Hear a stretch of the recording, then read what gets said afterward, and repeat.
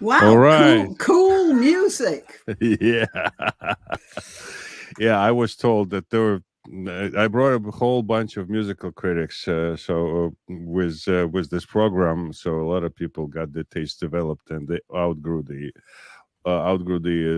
previous version of the music that I started with when I conceived the Well, it program. was the previous music was very loud, and that's why you see me. I was replacing my earphones because I took them off while you said you were going to play the music. Yeah. So you're one of those. Yeah. Hello, Demi. Hello, granniopteryx. We are talking across the pond. We're talking about between London and New York. And Hello. welcome. It's lovely to be in New York again. Have you been to New York ever? I have, yes. I arrived. I went there on an academic trip about 2 years after 9/11, or maybe a year. Maybe it was a year after. Mm-hmm. Yeah, there was still nothing done, and there were still people talking to me about the cloud and the smoke, and so it was still fresh in people's minds. And I walked around New York. I do have to say, and with all due respect to New Yorkers, being a Londoner, or having lived in London for many years, I'm afraid that New York doesn't really stack up that well. I mean, it's fine, but for instance, I went into, I thought I'd go into those famous department stores. I went into one of them. It might have been Bloomingdale's or something, and I was looking for tights, what you call pantyhose over there. And I have an interest in them. I like different sorts with patterns and everything. And I went in there and I didn't see much. And I asked an assistant, well, do you have anything here that's a bit different? And she looked at me, and there was an instant of silence. And then she said, but you've got Marks and Spencer's. And it was then I realized that, London, it's just a monster. I'm sorry, you just can't get round it. New York, I could walk round it myself. There's no way you could walk round London on, not unless you had a support team with sandwiches and things. There is a famous phrase in Pushkin's Eugene Onegin poem that I would fail definitely. It's in Russian. It's like «Всё, чем для прихоти обильной торгует Лондон щепетильный». So it's whatever you would wish this sophisticated London town would sell to you. So that's like but he didn't from the original, but it's not rhyming, etc., etc. It's a Russian classic. But when I was in London, I think it was 1991. I haven't been there since, and there was the phrase that was popping up in my mind, and my contribution to this sophistication was we were going usually from Islington by bus to along the Oxford Street. And my one of the things that I finally did was jump off as it was going. A moving bus, sort of slowing down, and get to the cart where they were selling jellied eel or something. Oh, jellied eels! You didn't? I've never had jellied eels. I wanted to try it so badly. What did you actually try it? I did, and I'm sorry to report, and this is my revenge for our Bloomingdales. Yeah, nothing special.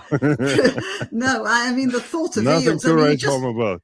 You just take a look at the face of an eel, and how can you possibly eat it? No, there is a line. No, I eat eel, I must say, but ate eel. But the thing is, there was a line, and I was wondering because in New York or in Tashkent, where I was born, there was always of course, there is always a sign that everywhere in the world, probably I haven't been everywhere, but if there is a line, there is something to you be join the line. in. Yes, there's something's going on, so you got to figure it out how to get what they all want. and go away unhappy most of the time.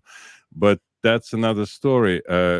Speaking of hospitality of New York, and that's really kind of should make our blood, collective blood, as I would say today, boil. It's the treatment of people who were bused to New York from Texas, the illegal immigrants. Ah, yes, you tell me about that. Yeah, it's amazing because they cross Rio Grande, they cross the border. They're facilitated by Biden's border protection services, and they're given initial comfort, and then they are taken all over the country on taxpayers' dimes, on planes, on buses, etc., etc., etc. Some of them prefer to stay in Texas. But the governor of Texas said, "Listen, would you like to go to New York?" He didn't force anybody, and Yeah, he yeah, sent yeah, a yeah. I number heard of that. buses to New York, and they Yeah, arrived at Port Authority Terminal, and it was panic in the city government. The mayor said, "No, you cannot do this," and he did the same thing with Washington D.C., where the decisions are made, yeah. which is like this the snake pit. The more I get into politics, I understand the more centralized it is, the worst it is. The worse it is for the people of any country. Any country. Hmm. Decisions must be made locally. For this, we have to be more active, and we have to elect good local people who know what the deal is, what's what. Yeah. Oh, So, I'm going to interrupt you here a sure, sure, minute sure. because yesterday we got the news that 1,000 and something Albanian young men suddenly fetched up on the shores of Britain. And again, they're taken in, they're bussed to hotels and places like that. And you wonder what's going on in the minds of the politicians who are letting this happen. In our case, it's people from Eastern Europe, well, Albania, and various parts of Africa and Asia. And in your case, it's, well, South Americans all, aren't Not they? necessarily. It's a Oh, lot of really? people who, yeah. I was reporting recently that again, being told that say to come from one of the former Soviet republics to the United States, you got to get your butt to Mexico, to Tijuana or some other opportune area, and then you pay. You get on in a car. It's all agreed previously. You don't Mm-hmm. leave the country, before you know that everything's in place, and you like Airbnb, except you get in a car and you're being driven across the border and delivered to a safe place, and it used to cost like 3 months, 4 months ago, it used to cost 15 grand. Now it's $17,000. Yeah, yeah, yeah. It's Maybe the price of gas has been factored in the raise, yeah.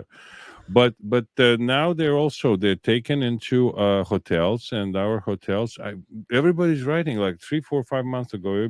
Everybody was writing how New York is back and the tourism is back, and now it turns out that there's a huge hotel in Times Square almost that is empty or half empty, and the other half is given to the people who were bussed in, because initial scare, initial fright changed to extreme hospitality of New York, the mayor and such, and they put the person next to the door. As long as the moment it opens, the bus's door opens, the man starts bowing and smiling and saying, "Welcome to New York, welcome to New York.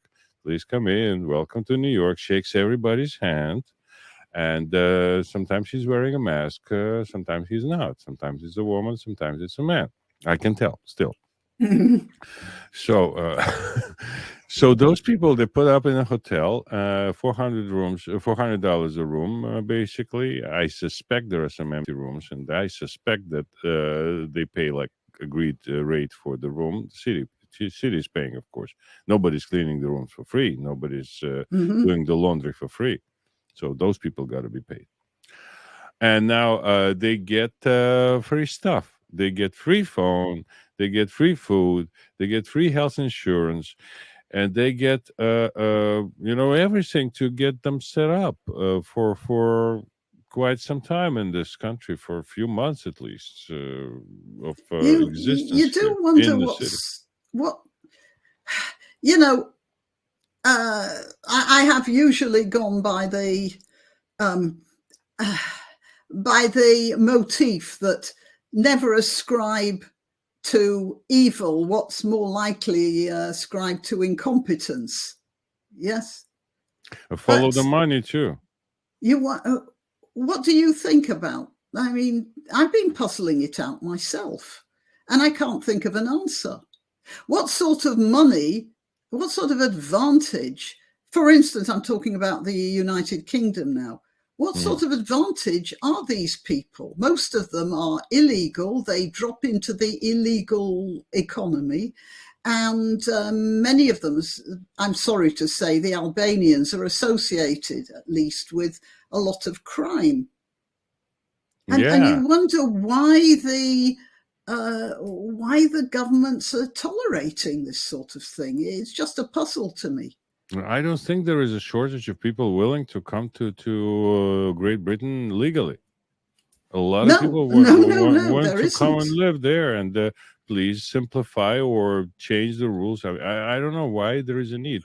Apply if you feel like the country needs people from outside. We know the birth rate is not that good. Please so do it accordingly. You were elected, you were in the government because you are there. If you wanted to act illegal, you didn't have to go to all this trouble. And if I would like to become a boss of South Brooklyn, Southern Brooklyn, I would kind of go beyond all this trouble and go straight to organized crime system, right? There are ways to get to the top, more than one. In Britain, the problem is that nearly all of these illegal migrants are men. I don't know how it is in America. I think in America there are women too. Mostly men. No women as well. No, mostly men. There are women. The people bring their little small kids. There's always, every day, one person drowns in the river. Every day, on the average, when they cross. Well, the point I was going to make is that men don't increase the population. I mean, unless you have women, you're not going to keep the figures up anyway. You're just going to have a surfeit of young men who don't have much to do. It's all very, very strange. And you don't have any answers either, I take it. Intellectual honesty comes at a premium these days in the West, but we provide it for free, I know. And I must say that I came here as a refugee. I came here after I think 1975, when President Gerald Ford signed Jackson-Vanik amendment, which allowed to tie the immigration policies with trade agreements. And Russia didn't get the wheat, American wheat. Speaking of who's feeding whom, and the Jews got to leave the Soviet Union. Jews got a chance to go out and immigrate from a country that's what we're talking about, systemic anti-Semitism. This was the country of systemic anti-Semitism. The Jews were not killed in the street most of the time, but everybody knew, you're a Jew, you have certain restrictions on your freedoms, certain restrictions on your opportunities. And you cannot be this, you cannot be that. There is a famous fifth line, so to speak, in your passport that mentions your ethnicity. Really? Oh, yeah. It was noted because it's a big confusion among Russians who speak English and do it brilliantly, some of my friends.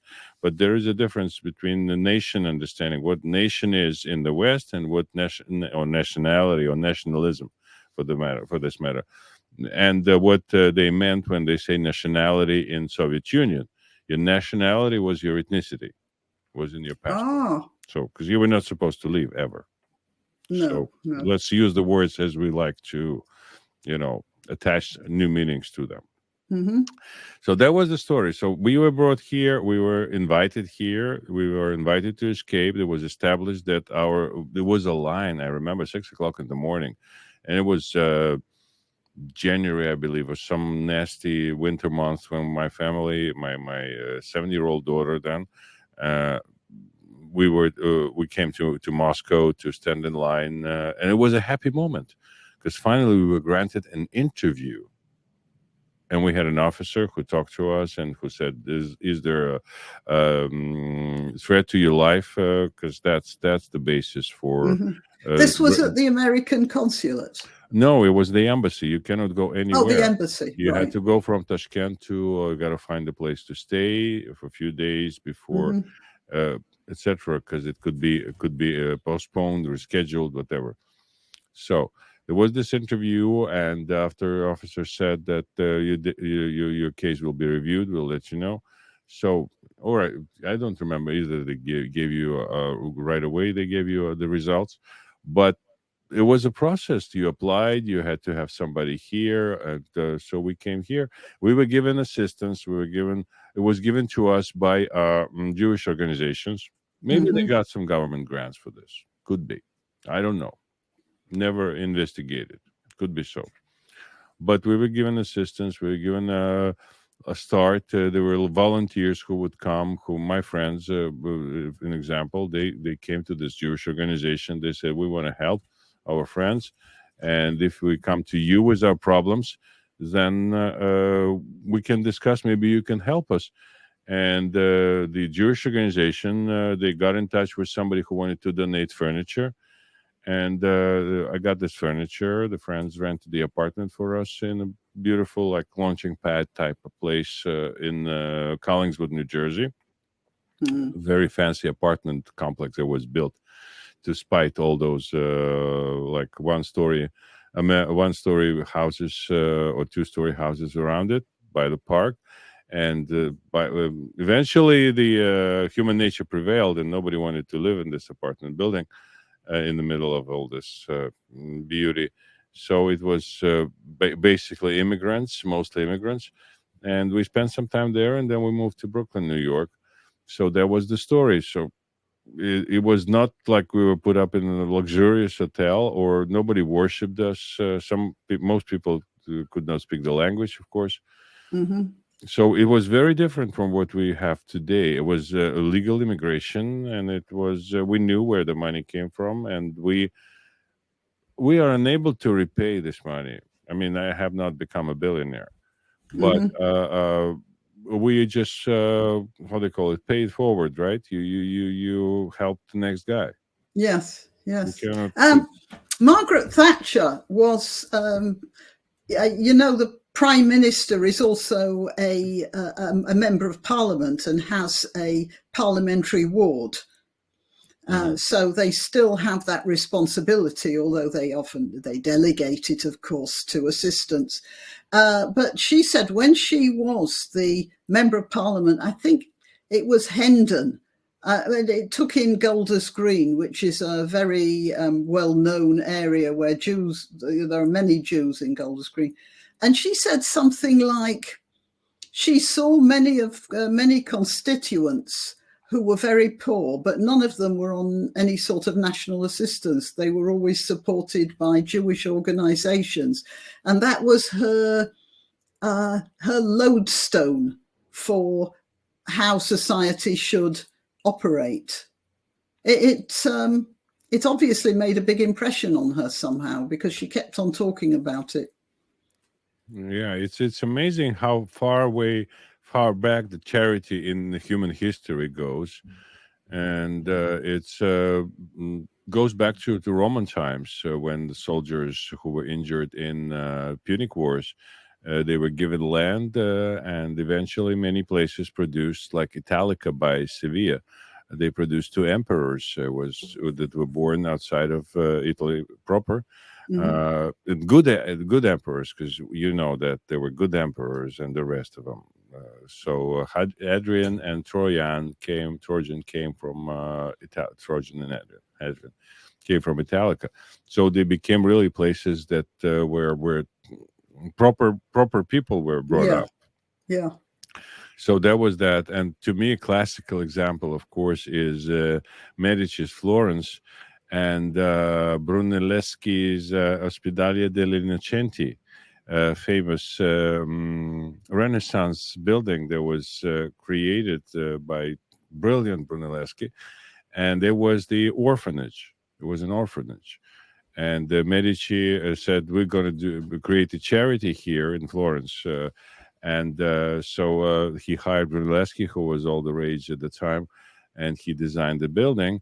But what happened then was it was the place for those who were left, the kids, babies abandoned by their mothers. Mm-hmm. So they took them in and they arranged it all, and they raised the money from the Florence's rich. But the mothers, they figured it all out, and they would on purpose they would leave the kids on the steps of this orphanage, and then they would go and ask to be hired by the orphanage, so they were paid to feed their to own look kids. after the children. Yeah, it was like a first welfare scam, so to speak. Well, they could keep touch with their children. I suppose it must have been pretty awful to give up your child. No, the things that happened throughout human history are just something to learn from, and some people learn, some people don't. That's the difference between people. That's the difference between the countries. So what's London today? Is still a war in Ukraine is taking up front pages, or? Well, yes, there's I did want to talk to you. Yes. Okay. First of all, there's disturbing news in the papers that Europe, that is the countries of the European Union, are losing interest in Ukraine. And after their initial enthusiasm, I suppose, look, I can't imagine that this lack of enthusiasm would be anything to do with Poland, Latvia, Estonia, or even Moldova. But the comfortable, well-settled, sophisticated countries of the European Union, like France and Germany, are starting to think of their heating bills in the winter, and they're losing a lot of interest. And British newspapers are commenting on that. So, yeah, that's in the news. And the other thing is, I was sort of hoping you might be able to help me speculate on the assassination thing, because I mean, I don't know whether you feel that you want to discuss a political hot potato like that at this particular time. No, it's no problem for me. I'm still wearing my shoes of a YouTuber, and that's how we keep people's attention on the campaign, because people have to remember that things are cooking, and I must say that quite a few people already in the neighborhood. Yesterday we were putting up posters on Brighton Beach Avenue, and there was a number of people who knew my programs, who knew me, and not all of them knew that I'm running for United States Congress this year, November 8th, friends. But it was like reasonable, considering the financial investment that I put into this program. It was the best money I ever spent on becoming famous. Yes. Unintentionally, but so be it. So yeah, like so many things to me, the assassination of Daria Platonova, as she was her pseudonym, because she considered herself a big expert on Plato. Doesn't make sense. Doesn't make sense at all, because it's just hard to. I mean, all I can think of is like what they call intramural. The palace intrigue. Yes. So somebody wanted the attention of Putin, as if he's meeting with Dugin all the time. I know that his other ideologue, Dmitry Surkov, was in and out of favor with him, or they pretended to be so. It's just Mhm. like Putin was a president and then the prime minister. Just a minute. I want to interject here because the Go ahead. last political commentator I heard talking about Dugin said that no, he's hardly anything to do with Putin anymore. And that, he said it with a lot of assurance. And now you're telling me that he was in and out of his office. So that's interesting. No, I'm talking about another guy. There is a number of candidates who kind of are told, as far as I know, they have certain influence on what is called Russia's current philosophy. And Mm-hmm. Dugin was, because the whole thing to me, and I have people like twice a day. I have guests who are very into the situation. They very much into the situation in Ukraine and in Russia, and every one of them, we rarely agree on what's behind this whole Oh, thing. right. And to me, and they're all respectable people. They're really knowledgeable, and more Yeah. importantly, they do a lot to Mm-hmm. resolve this whole thing. They raise money. We started raising money for some American medical scientist who goes to Ukraine and spends most of his time in Ukraine and brings the medical supplies that he knows are Yeah. necessary Yeah. there, and responsible man. Immediately raised like I would say $300 last night during like 10 minutes after the conversation. I haven't checked yet what we have so far, but it will be all entirely passed to this guy who is a knowledgeable American, Colorado, Denver, Colorado based guy. Mm-hmm. So where were we? Yeah, Well, and the thing with the ideology, to me, this whole thing started because there is a lack of national idea in Russia.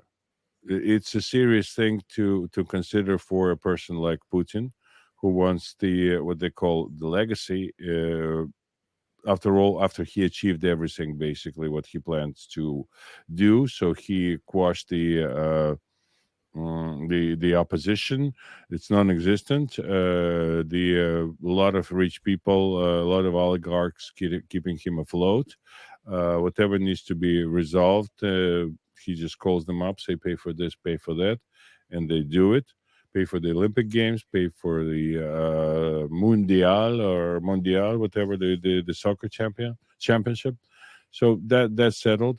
But what about the people? People are not very happy. They want to live in a great country, and that was the thing throughout the history. Uh, Gogol. Are you talking about Gogol's idea? Where are you going to, Russia? yeah, but Gogol was more of a romantic. He never went into politics. His Mm-hmm. work was never politicized. In one of the eye-opening books in my sorry in my personal history was Nabokov's book about Gogol, and where he explains Gogol like I never read anything like it. So it was really like a life-changing experience for me. It's called Nikolai Oh. Gogol. Very good book, not too big, but the thing is that the national what's Russia's core? Do we go? Where do we go next? How would we develop further on? And so he started promoting. It was traditional recognition of philosophers in Russia because we love this whole we collective. I don't know. Mm-hmm. I cannot say they because I speak Russian most of the time these days. Uh, that will change. Yeah. But the truth of the matter is that it's something that wouldn't make sense. And she was really a nasty speaker on the television. I went through a number of programs, as we discussed, that she was on, and she was really like this type of erudite young person who just gives names without much thinking. There's no specific feel. It's in Russia. It's called zabalto. It's to cheddar it up. This whole thing is just to cover your own shallowness. There was no kind of Dugin has his own shortcomings in my eyes. At least I saw the debate of his with Bernard-Henri Lévy. Oh, It's yeah, on yeah, I've YouTube. heard of, yes. It was so shallow and empty on both ends. Really, both of them? Both of them, they looked like I'm not a big Dugin reader or Levy's reader, or I mostly talk. I mostly talk. But it was amazing to me. There was nothing. It's like retail philosophy without any with a lot of simulated motions and rehearsed phrases, and it was not very elegant. I've heard, of course, I haven't heard Dugin talk firsthand because I don't speak Russian, but I've read reports, and he appears to me, he sounds like a Nazi. And the Nazi ideology contained many internal contradictions, and he was doing the same sort of thing. I wish I could think of a specific example, but you could see he was desperately, in one particular thing I read of his, he said one thing and then he was desperately trying to link it to something else that was actually contradictory. Yeah, that's all I really know about him. But he looks the part. Yeah, he's got the right beard, and he looks good. Yeah, patriarchal. That's much how so. we like it. Respectful, out of history book Russian philosophy. What you're saying is that Russia. Well, what I see of the problem with Russia is that there's so many different types of people there, and everybody's trying to pretend it's all Russia. Yeah, that too. But you can unite those people, and how can you unite people? You unite them in prosperity, or unite them in hatred. So he tried hatred because prosperity worked for more very difficult. few. Yes. It's difficult, a lot of work. You have to get the Western people in, the Westerners, which was the case in Russia. I mean, they had both. They had hate and they had certain prosperity for certain people because they invited foreigners to work there all the time. From building Kremlin, is built by Italians, and icons built by Greeks, the famous Russian school of iconography. Theophan the Greek was the founder of it. And well, a lot of genius traveling Greeks, most names we will never know. But that was the thing. Russia was really indebted, and they're really very close to the West in terms of getting everything from there up to now. I happen to be part of some movie projects in Russia as a translator in recent years. And I know that they did say movie trailers were all done in California, and of course the technology comes from the West and the computers and final crews like sound design and sound mixing and lots of things. Like 2/3 of those movies that the Russians were proud of and won awards with, they were finalized in the West. There was no specialist for this. What are you saying? That Russia, I mean, obviously Russia produces, or has at least, it's produced a lot of great thinkers. They're interesting. For a start. They're interesting thinkers, but there is an opinion. There is no serious, say, political philosophers in Russia compared to what is there in the field in the West. So finally, Putin settled for the. Nobody kind of advertised out of. It's hard for me to to think and talk at the same time on this subject, but. And I feel like I'm hogging up too much of this time. No, because I want to know what you think Russia can do. I mean, let's take Putin aside. Where is it going? I mean, it's a great landmass. It has many resources. Why isn't everyone there filthy rich? Because there is a. Thank you for your question. It's a good question. A lot of countries are like this, but say in Saudi Arabia, yeah, I was never there, but I heard that there is oil there, and this oil gets the dividend, the money from selling it gets distributed among the citizenry, and Yes. that's why they can walk around and they expect the government to help them, and they have they have no democracy, and so on and so forth. So whatever king decides, he has to decide properly, because there was no like you'll do this to us in parliament, and then we get the majority and we'll do this to you. So he's aware that there is a struggle for the power there, and he's trying to placate the population to keep everybody happy. There's not too many people in Russia, as Tevye the milkman said, there are too many poor people.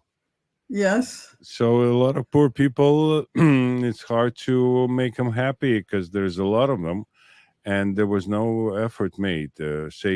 Bolsheviks said that that's why they were successful, because they said we're going to feed everybody, we're going to close everybody, and to some extent they did it, but on behalf of the richer people, more ambitious people who left in great numbers. And I think that Putin's guiding light is more along the lines of what's his name, Alexander Surkov or Dmitry Surkov. I don't remember the first name of this guy. He wrote about the Great Russia, and he wrote about in modern language, in kind of very forceful language, and he was Putin's main ideologue. So he said, let's turn the whole thing around. And there is a line, like very, very short. How they call it, shortcuts. So shortcut is a shortcut to the final question. Like, we're all gonna die, right? One way. So Yeah. it's a thought that you cannot argue with, and it's a thought you cannot live with, because there is a reason why we're alive. So we got to find this reason today and tomorrow and until that day. So, based on this thought, on the it's called the cult of death. When you remind people that we're all going to die and that nothing matters, because that's the Because end. you're all going to die. Yeah. And he suddenly he offered the country to get rid of shame, to forget its history, accept certain things that he wanted people to remember, and they threw in some puzzling like letter Z, still puzzle for me why it's there. I have no idea. It's not part of the Russian alphabet, so I just don't understand how they thought of that. I think it's along the lines of swastika. Do you know? Yes, I've seen. They even arrange two Z's to resemble swastika in Russia sometimes, and they say that it's used for intimidation, and people don't understand this whole thing. And the looks of swastika is still in the West is something that. People don't want to see, although it's an ancient symbol of prosperity, and you cannot avoid it. And when you're in Italy or in France or in Spain, it's everywhere, because it's all over India as well. Oh, India, yeah, of course. Yeah. So yeah, it's and this whole war is to establish a great. It has no material meaning. When people talking about the gas in Donetsk area, in the eastern parts of Ukraine that were occupied prior to this war, Donetsk, Donbass, all those new republics. There's a lot of gas in Russia. There are already pipelines. Yeah, they don't need extra gas, do they? There's nothing. But what they do need is control over the Black Sea. They need that, but again, they have no fleet to speak of. They would be able to keep it. The boats, the ships they have are pretty bad in terms of modern technology. And the best ship, I think, Moscow was the name, was destroyed by Ukrainians. It's amazing how you see, the fighting spirit is important in wars. We find out, especially wars of this type. And Russia is just by sheer number of weapons and the number of people who they able to muster, they able to mobilize to fight. That's why this whole thing is continuing this way. And of course, Europe and United States, they don't want Ukraine to win. They don't want Ukraine to lose. They don't want Russia to win. So they keep the temperature just like to be at the body temperature, and no more, not to get the thing cooked finally, and Ukraine. Just so a Ukraine minute. would prevail. They're worried. I understand how governments are worried that Russia might react very badly if Ukraine started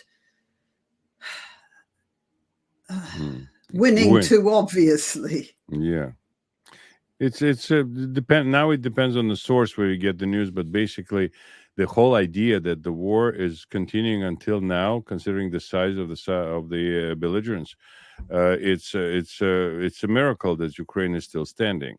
Mm-hmm. But yeah, HIMARS and what, javelins, NAPAMs, I think they're called, also another system. But I have here a paper that says that they should have gotten Patriot system as part of this $40 billion package. They don't have it. And if you go to the website called Protect Ukraine Now, I spoke with the gentleman yesterday. Spoke with a gentleman who had business in Ukraine, and I think he goes there still, probably, or he took those people out to the States or out of Ukraine. But he built this website to show what is promised and what is delivered. So everybody Just would a write. minute. Yura, are you trying to say, or not to say, that it's in America's interest to keep Ukraine fighting for the arms industry? No. Right. Okay. I don't think so, because arms industry, you know what happens? There's the arms industry, the military industrial complex, they call it, right? Since Eisenhower called it so, President Eisenhower. It thrives on government orders, of course, but what they do, innovation is a big part of it. So they come up, they do a lot of R&D, research and development, and they propose new armaments. And the old ones get sold, destroyed, preserved somehow. And there is a lot of equipment in Western Europe that could be supplied, like 48 hours. Ukraine would have it. Certainly Humvees, who are gas guzzling vehicles, but to me, this whole thing is the combination. Of course, there's this component of the people who want military orders placed by the government, but it's also a very inept government. They started the reign with rainbow flags on American consulates and embassies. Yeah. What kind of message it sends? I mean, I understand what's behind it. I understand they want to look good. Everybody wants to look good. And the way to look good today is to castrate your kids. Yeah, that's right. That's how you gain the standing in the society today. But with this logic, they just don't know how to act. They don't know how to finish this whole thing. And they don't believe. So it's incompetence. It's incompetence, like par excellence. Yeah, say, all right. I'll of the buy highest that. order. I'll buy that. Yeah, that's along your rules, right? If you can explain something with stupidity and incompetence, then that does it. Okay. It's incompetence because my thinking is that they agreed, Putin and Biden, they agreed that Ukraine has to be kind of somehow rearranged, so there will be no more scandals going Biden family way. Yeah. And there will be no bad examples of self-governance for the Russian people, thinking of big philosophical problems. I don't believe that Ukrainian grain played like the role that they assigned to it, or any other natural resources. The world is going to the green kind of agenda, and of course, coal is important. Coal stays, but Ukrainian coal is not a big issue in terms of the I riches of really thought that Russia. Ukrainian grain was very important. Libya and Egypt both seem to, about 70 or 80% of their grain use is from Ukraine, apparently. I must say I'm not well read on this matter. I know that Russia, in my day, received a lot of assistance. In Soviet times, as I said, the grain was American grain was resolving factor in the matter of getting the Jews out of Soviet Union. Oh, really? Yeah, it Ah. was always American grain. We had not enough grain. I happened to be an interpreter once here, and the way it was less than 10 years ago. Time flies, of course. People came to buy some cattle to the United States from Kuban. Kuban is the place where you have it's the most fertile land there. Everything is richest in terms of agriculture and stuff. Mm-hmm. So they came here, and I was called to be with them and translate. And the company was a Turkish company who had actually. It's funny how much we don't know about this world. I'm sure you don't know that there are big ships cruising around. Half of it is for, and they have like 5,000 heads of cattle over there on those ships, and half of them are pregnant cows, and half of them are cows for sale. So they're going from country to country and then deliver the animals from the boats. Really? They're like breeding farms on the breeding water. farms, that delivers not just breeding, but I know and then selling what they've bred. But this is astonishing. I've never heard of this. This company, they had two ships like that. The Turkish company, they are in Fort Lee, New Jersey. And so I was there, and not to go into too many funny details that accompanied this whole thing, to country bumpkins coming to New York, and I was told to cater to every whim of theirs. Whatever they asked me to have, if they want drugs, I got to get them drugs. If they want this, I got to get them. But they were like really not interested even in each other, a man and a woman. But long story short, I asked them, why don't you just go and buy why don't you come to America? I have the Hereford breed in England. There are some cows in all over Europe. They're famous breeds. They said Americans are the best. American beef is the best, which of course to some is debatable, but I really do like American beef more than even French. The famous forgot the name. It's somewhere in Burgundy. Charolais. Thank you. I can watch these cows endlessly. Just stop the car, get out. I don't eat beef, you see. So no, but I'm not really an expert on the taste. Thank you for helping me. So with the name. That's the thing. And I said, why don't you buy the steak breed, steak type of cows? Because all you're looking for is meat. And he said, we have no grass. We cannot feed them. And huge Russia cannot get a patch of grass for poor cows to develop this whole industry. Probably it's the weather as well. I mean, cows are made for more temperate climates, surely. But they could be breeding buffalo. They're good with cold weather, aren't they? They could come up with something. If they only asked the Israelis the right question, they would be able to do it. Because there is nothing that Israelis cannot do in terms of agriculture in particular. Oh, yeah. Well, they would arrange it. Yeah, but they can adjust to the system. I mean, it's just a vast amount of land, and it's not exactly a dust bowl, and not exactly No, desert. no, no. There's So many very fertile plains yeah, they across get a Russia. lot of wheat from those Kuban areas, and there are movies made about it. So it's just ridiculous how this country is mismanaged uh, throughout like hundreds of years, like 400 years for sure. People, Peter the Great tried to change it. He was very cruel Tsar, but he wanted to make it manageable, Mm.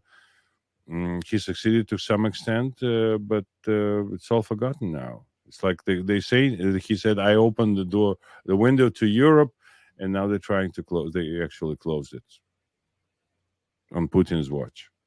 Yes, yeah, yeah. It was. There's a couple of Russian websites I mean, YouTube sites that I access, and they're Russians. One of them, he lives in Russia, and he said in the 90s, it was like a free for all, and there was all sorts of things. There were all sorts of things starting up, and then it started to choke off again. It's like the Russians are afraid of freedom. Yeah, our people, us, say, I have to say again, we leave Soviet Union, we leave Russia, and we find very, we accustomed very quickly to new situation. I was 3 months. I was in the States. I would never go back to where I was, because it was so much more interesting, much more dynamic. If you want to find out about this, you can read that, and it's just knowledge was always my kind of point of concern. So, however superficial, I want to know more about more things. So, wider knowledge is what I like, and deeper knowledge. I have to go to some people that I trust as experts, not Dr. Fauci's expert, but type of expert. So he got fired. I mean, he's leaving. That's good. Yeah, that's right. It's interesting. What are they preparing now? Because we are very suspicious. Now, Right, you mean somebody else? yeah, Even Brian worse. Stelter's gone. Dr. Fauci's leaving. CNN is in shambles. They try to Yeah, yeah. reorganize, but I But don't know. CNN is reorganizing because it got taken over by what was the name? Warner Brothers, and they had this subsidiary, Diverse, I think it was called, and that's owned by a Trump supporting billionaire. And he had to sell some of his shares because there's some law about him not holding a controlling interest, but he's definitely changing the ethos simply because of his general attitude. Have you heard it? You know who I mean? I'm trying to remember his name. I have not caught up with that, but yeah, I have to look into this.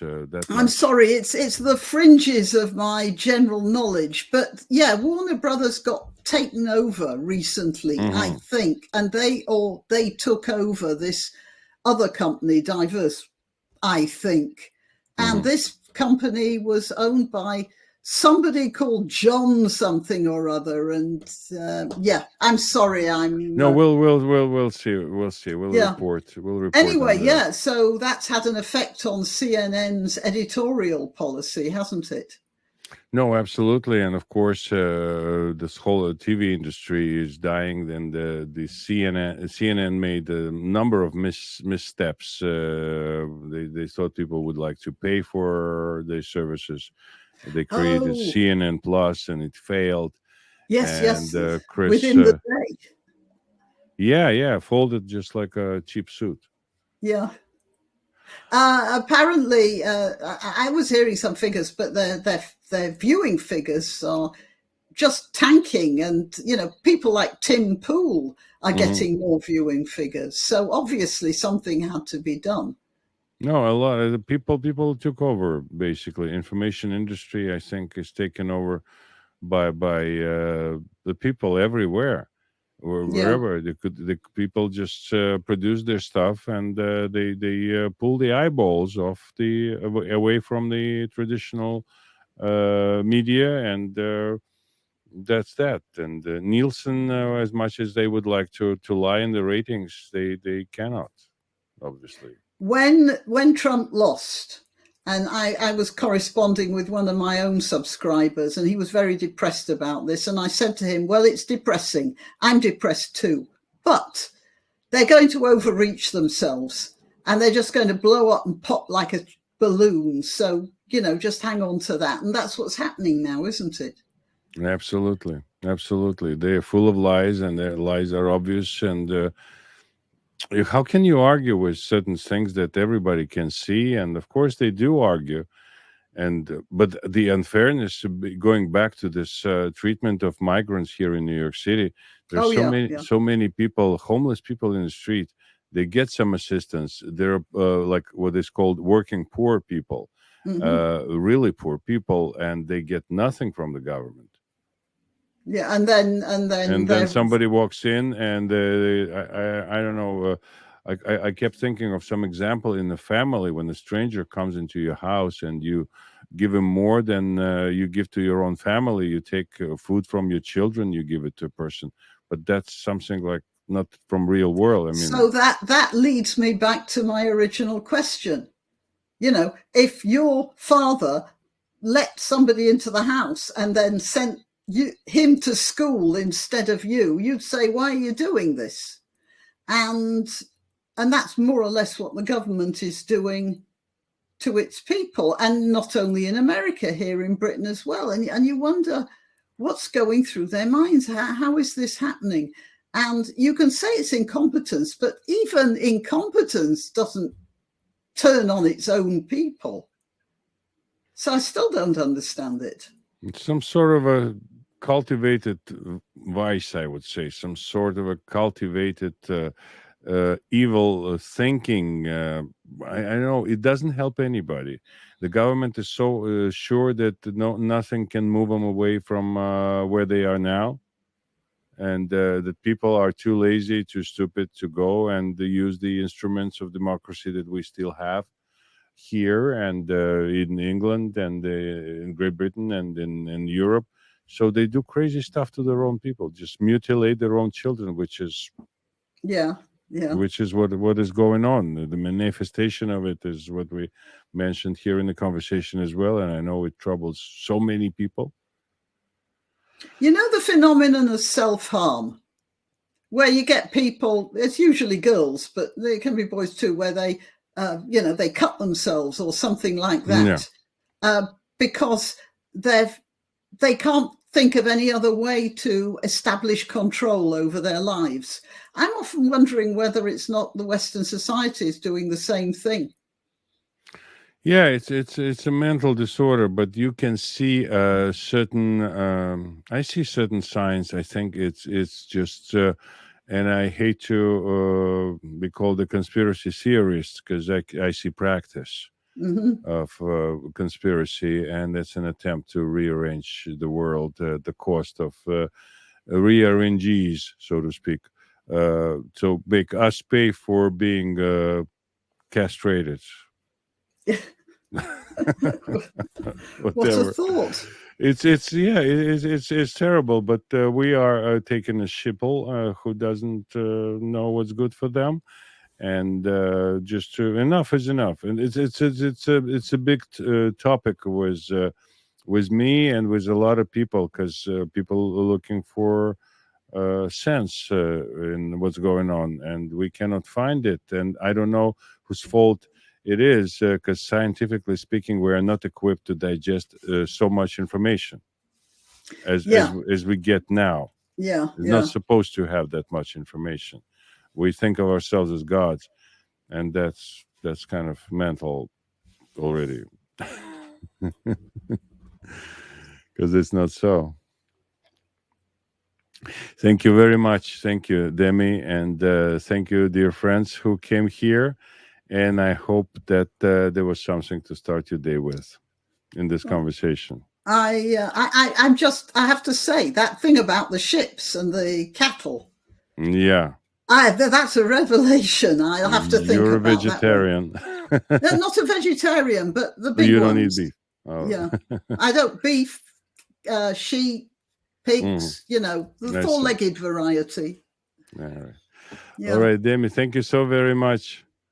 Right. Thank you. It was lovely to talk to you, Yura. Thank you. I always enjoy our conversations.